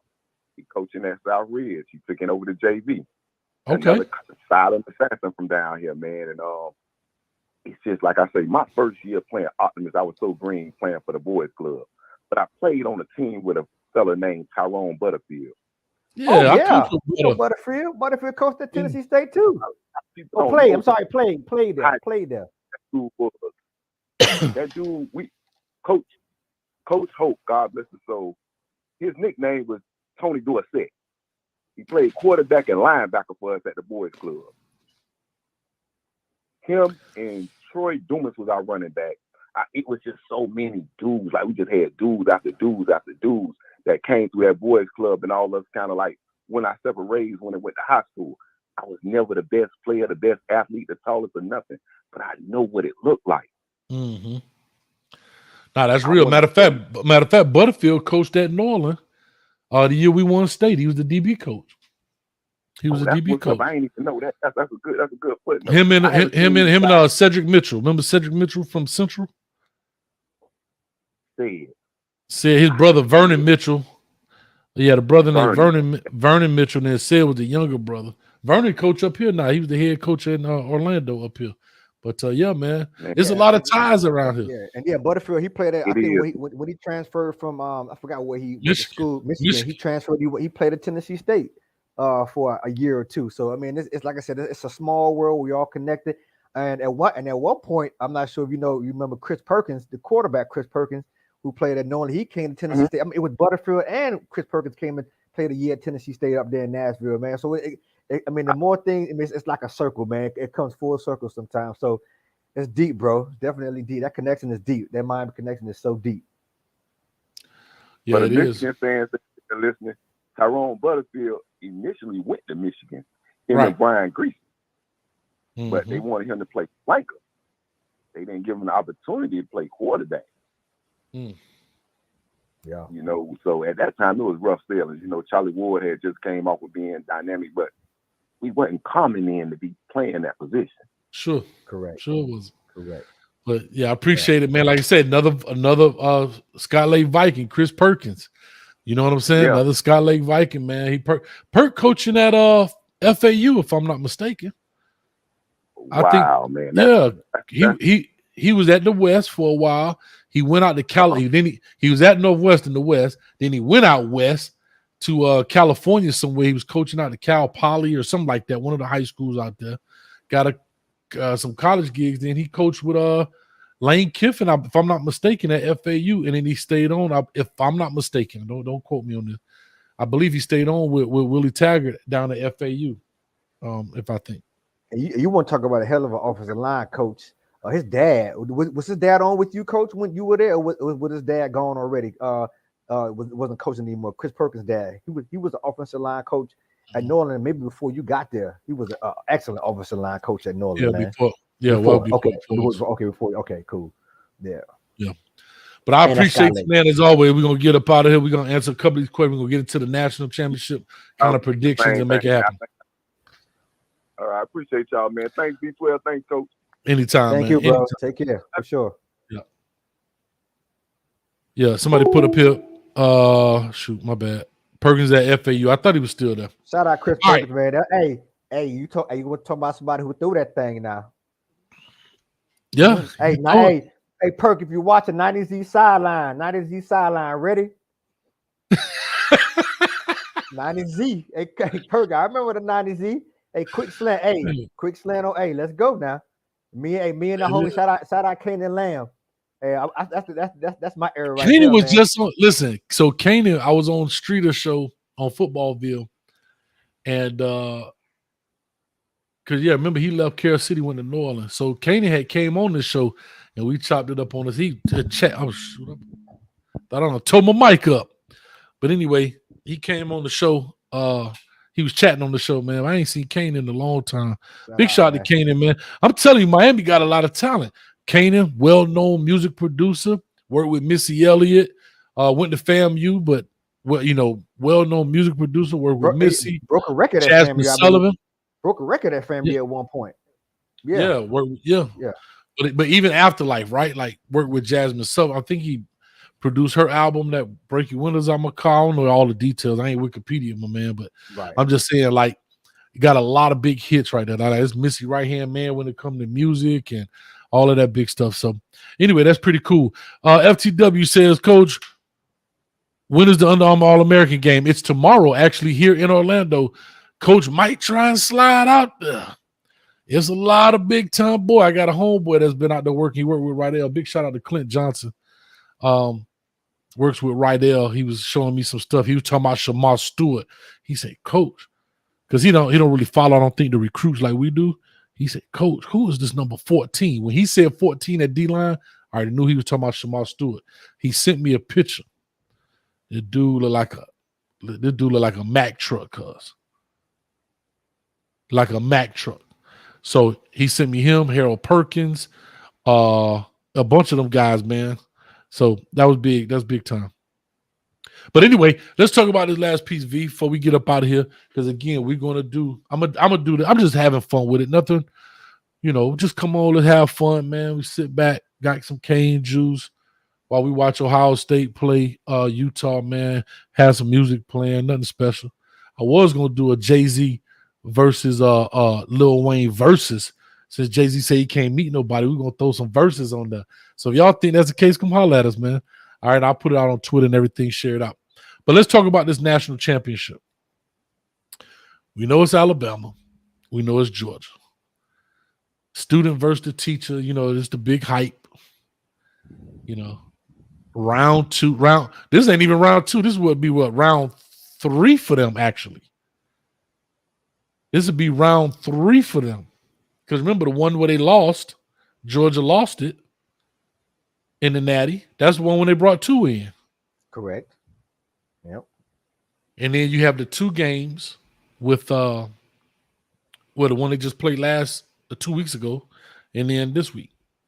This coming up Natty. Correct.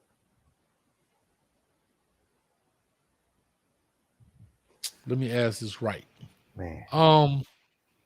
Somebody said round 5. I'm sorry. We don't miss that many of them. Lord have mercy.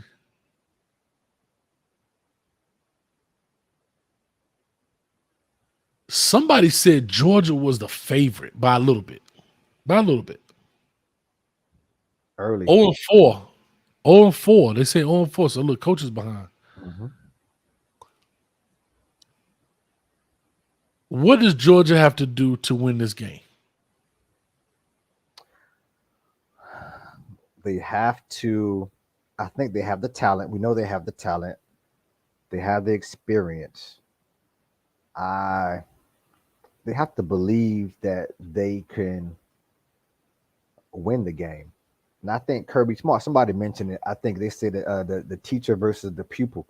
And I think that does linger in the back of Kirby Smart's mind oftentimes. I think he wants to beat Nick Saban so bad that he tends to be he tends to lose focus on what's really going on. They can win. They're for right now, Vegas got them slightly winning the game, Georgia. But they have to be able to be materialized on the football field. You can talk about it all day. You can wish it, you can hope it. You got to play it. And you have to play it for 60 minutes, right? I remember we spoke earlier, coaching when our Alabama was playing Cincinnati, and you called me and I was like, you were like, yeah, Cincinnati. I said, but it's Alabama's 60 minutes. There's one thing that I've learned with Coach Saban. They pound and pound. They don't stop. This guy just never believes he's going to lose the game. That's so much confidence, man. That's so much confidence. And contrary to what people think about Saban, he's lighting up over the past few years. He giving good. He know what he got. He know he the guru. He's so confident. And there's a difference between confidence and arrogance. I remember there was a time, and I'm gonna get off the point in a second, where there was a game. It was Pete Carroll, and that's a coach I really don't like as much. There was a time in the national championship game where it was 4th and 1, and Pete Carroll. They were playing Texas. He could have won the game. Same thing happened. The same crap happened when they lost Super Bowl. He could have won the game if he would have punted the ball. He was so arrogant on the 50-yard line. He gave the ball to Lindell White, and Texas stuffed him. And I think we watched the game, Coach. I was like, Coach, that's arrogance. Why is he going for it? We were watching the game together. He went for it, and he lost the game. And that's when Vince Young won a national championship. Coach Saban, on the other hand, probably would have punted that ball, saying, hey, I got a good defense. Let my defense win the game for me. So I think it boils down to coaching. The talent is pretty much even by and large across the board. Here and there, up and down, They play each other all the time. I think it's going to come down to coaching and like I always say, the details, the fine details in the game. Big shout out to Miss Wilcox in the building. Happy New Year to you, ma'am, your family. She always calls in, always a big supporter. So thank you so much, Miss Wilcox. One of the only few ladies that has ever called in. I always try to get more people. I'm missing my girl, Hey Chanel, my producer. She probably still drunk. She was drinking that wine and eating that griot for New Year's. She probably still asleep or something. Ain't no telling where my producer at. But big shout out to Ms. Wilcox. We always want to get more women in on the show to get their point of view. Reggie as well. Let me see. Here's what I think. I think, and I may be wrong, bro. I don't see how you got Georgia 3 points, even though it's 3 points. I don't see how you got Georgia 3 points. I don't see. I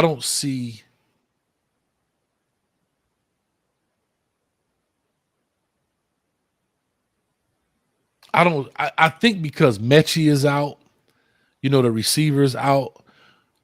Maybe Williams is a little banged up a little bit. They got some injury. They're a little thin, but I'm just saying I don't see how Vegas right now can put them. I think it's a scheme. They putting them up there so people take their bets, and that thing gonna change. I'm telling you, because in 2 weeks these guys gonna heal up. These are early bets. You saying Georgia by 3 today? I think that stuff gonna change up, man. I think it's gonna change up.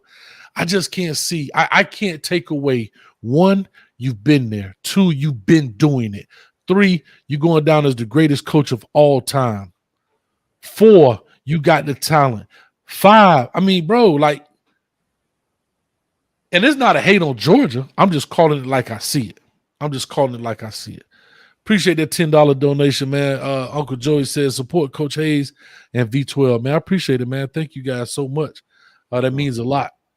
Phone line's still open. Maybe let me go ahead and re-hit that thing, man, just in case I messed it up.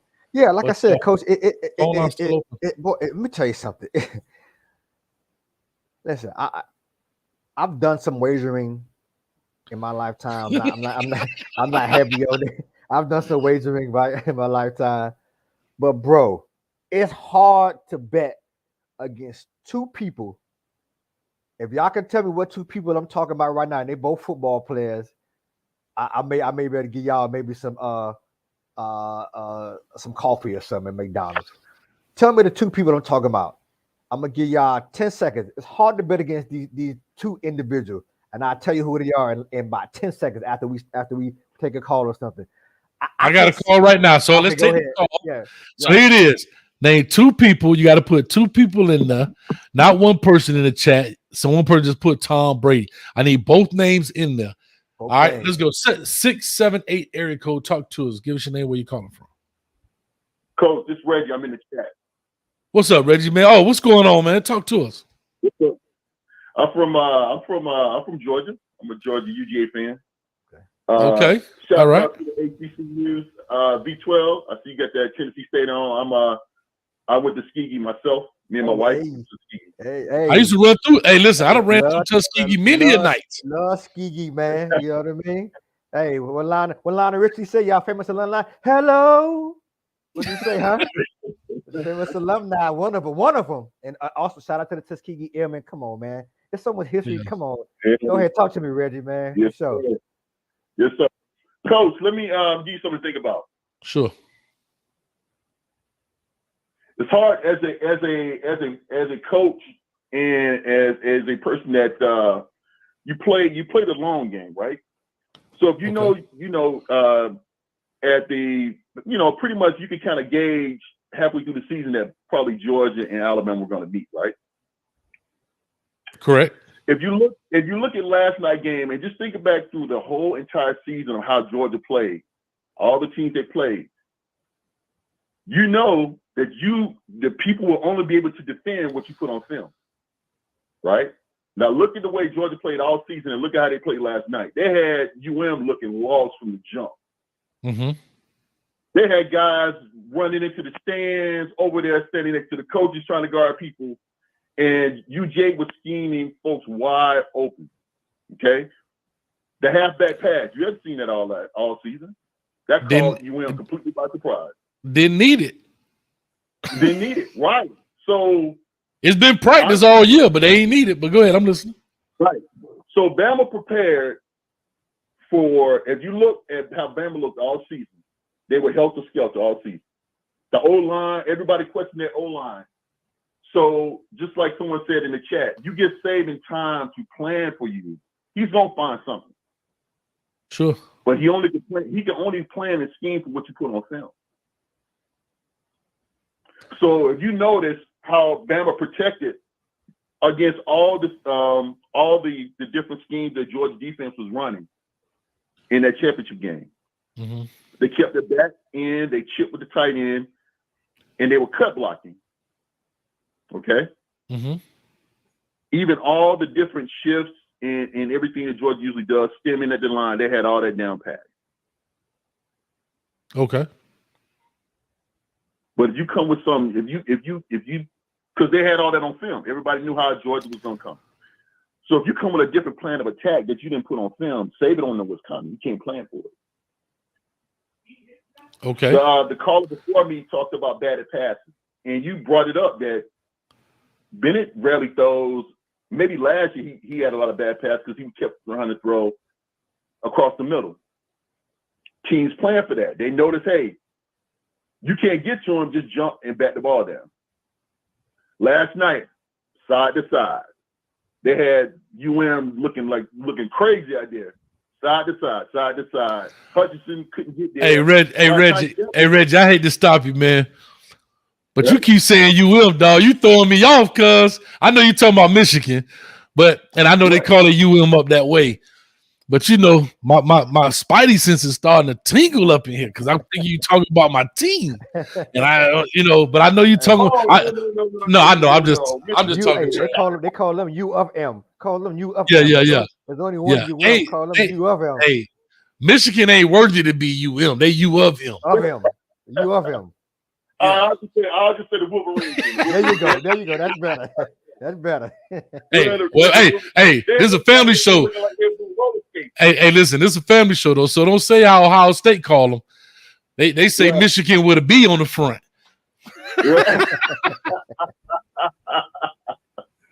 Yeah, but all week long, Georgia heard about the bookends that the Wolverines had, Hutchinson and the other guy. That's all they talked about was Michigan's defense against Georgia's offensive line.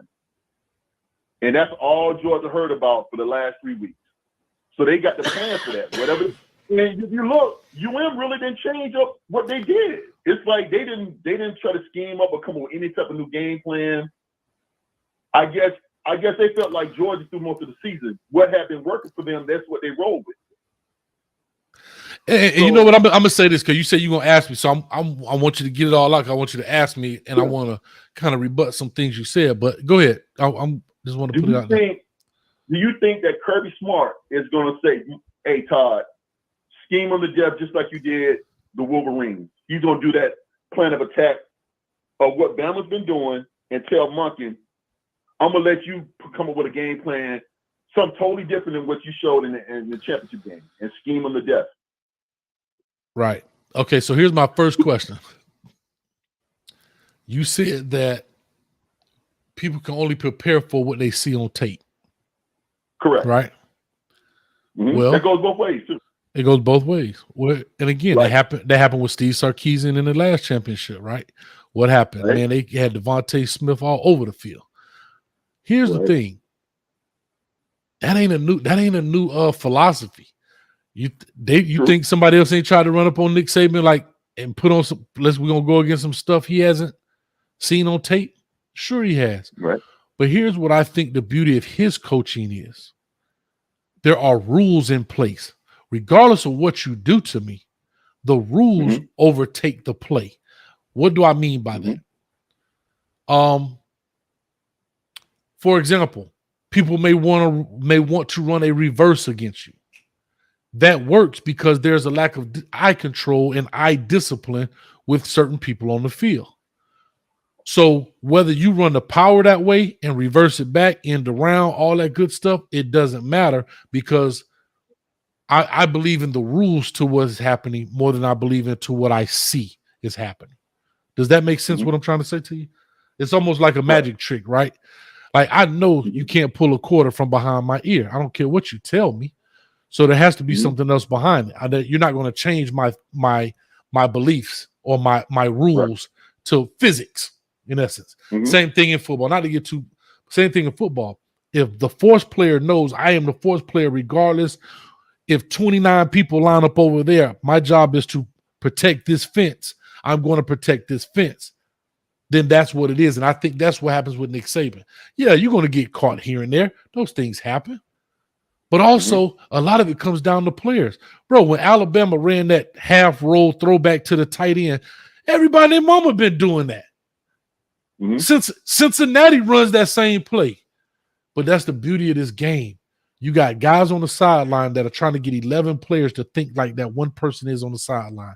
And you got all these other coaches trying to get them to think how the defensive coordinator wants you to play. That's why I love this chess match, because there's so many moving parts into it. And so I said all that to simply say, yeah, they're going to try it.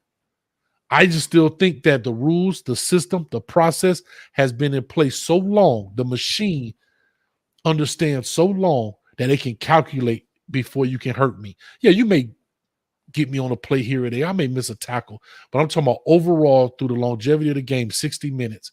I don't think you can withstand the time. That's a good point, Coach. And let me add this. And that's a great, excellent point you made. We all know that there's always a base defense and a base offense for all teams. But here's what I would say about Nick Saban. And we talk about film and things not being there. That play has been ran before somewhere down the line in some game.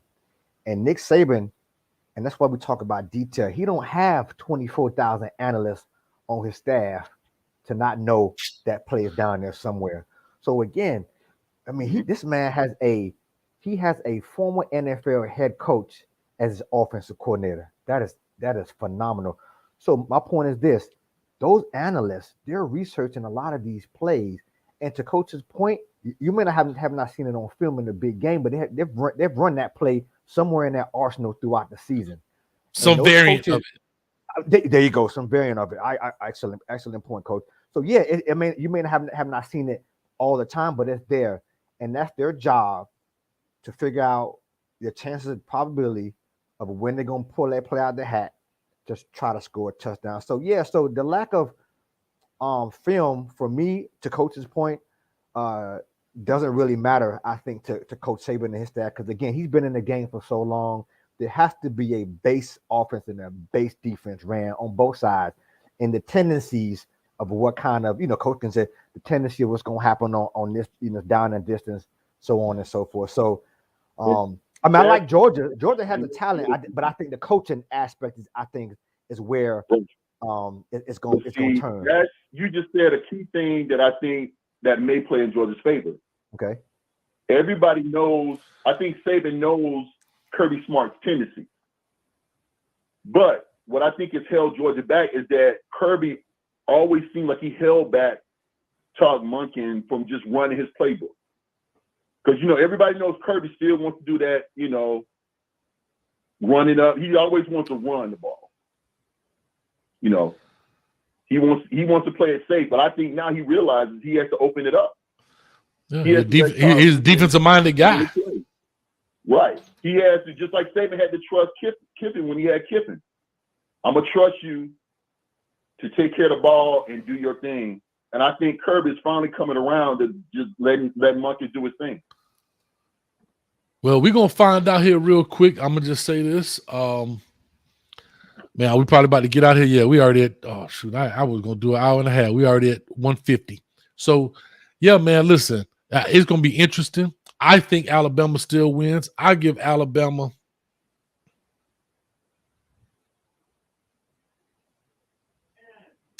I'm going to go with an odd number, right? As of today, I say Alabama by 3. I flip it. We'll probably do something prior to or the day of the national championship, but right now I'm flipping to Alabama by 3. In my eyes, I just think there's so much experience. Think about this. You got a quarterback out there who has 10 starts on his season. It was 10. He's 9-1. Well, now 10-1 as a starter. Mm-hmm. Mm-hmm. That's a lot of pressure on the big stage. I'm not saying he can't handle it. But brother, let me tell you something. When them big dogs start coming with them numbers on their helmet and that crimson and all that, I mean, that stuff play a big role. I look at them now as the same way I looked at Georgia versus Michigan. That's how I'm looking at it. Let me say something else, Coach. I think can you believe that a player can grow over a course of a season? Definitely. Confidence-wise? Sure. Absolutely. Sure. What I saw last night from Bennett was he stayed in there and took some hits to make sure he got some, when he saw to make some throws, because it was a couple of times he got killed. Mm-hmm. There was one to Cook on that wheel Great route. throw. I thought he was done, and he got the ball out just there. I think he's kind of grown confidence in that. As long as I do what I'm supposed to do, my guys gonna do what they're supposed to do. I agree. And if I go out there and I lay it out on the line and just let the chips fall where they may, I think he was a little tentative in the past. Just do what you can do, man, and stop trying to play hero ball. I think before he was trying to prove everybody wrong by playing hero ball. Last night there was one throw that I wanted to choke him for when he threw the ball back across the middle when there was nothing there. Mm-hmm. When he just ran out of bounds. I think as long as he plays within himself and trust the scheme and not try to be a hero, I think it's going to be a good game. It's hard to beat a competitive team twice. I agree with you. I don't know, man.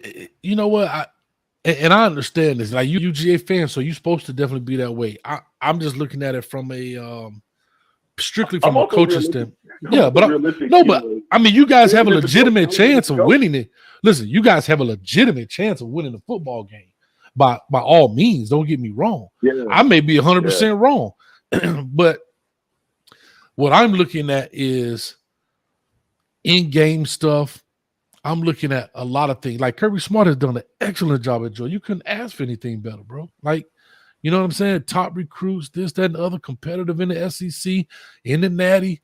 I mean, I just think that machine, dog, at Alabama just too. I don't know. I ain't saying it's gonna be a blowout. I say 3 points right now. I think that national championship, man. And when I talk about detail, man, and we can, I don't want to belabor the point, but I think that people don't realize how subconsciously things can hurt coaches down the line. And I think Kirby Smart losing the national championship a couple years ago still haunts him. And I think he's pressing a lot. And for him to be a defensive-minded coach, he got to be able to close the deal. Now, I agree with you. You're not going to always lose against Alabama. They're not going to always beat you, but Alabama just seemed to have the upper hand mentally and physically. I would say mentally. Physically, I think it's pound for pound. And I think they got the edge coaching wise. I just feel that way, and I think I could even last night when you see Kirby Smart trying to, in a sense, imitate his best Saban impersonation when Bennett when they kind of botched the last minute drive before half exactly, and he's pissed. He kind of got pissed off. Come on now, stuff like that. You lose a game to Alabama for not scoring points. You know what I mean? Stuff like that. So I guess he's trying to motivate to kind of say, "Hey, I see what's going on." But Saban, he makes that call. He calls that timeout. He gets these guys ready to play on. So I just think it's just hard. The man's just a guru, bro. It's hard. I think what he's trying to let Bennett know, we had opportunity to get some points right before the half. And worst case scenario, man, what reason he didn't call it last time out? I said that I saw the previous punt and I was talking to somebody. I said, Georgia ain't pulling off the gas. They tried to block that punt. They missed it. They almost got it. They missed it. And when they came out and they ran the ball, that right there, like to V12's point, there's the disconnect, right? Because Kirby Smart's a defensive-minded guy. So he has to relay his wishes and what I really want to do offensively. That offensive coach may say, look, man, we up 23 or whatever it was, 7, 23, whatever the points was. Let's just go into the half. It's a little bit over a minute. And he's trying to tell the quarterback, hurry up, because in his mind was, I'm going to save this last field goal. If we happen to get in field goal range, I can call a timeout to kick at least 3 more points. But that's where the disconnect is right there. And that's what's dangerous, man. Like to Vitor, that'll get you beat.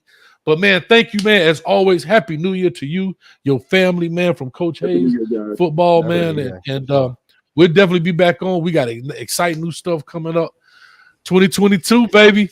Let's get it going. Me and Po Lil Timmy and V12, we riding. Ride on out.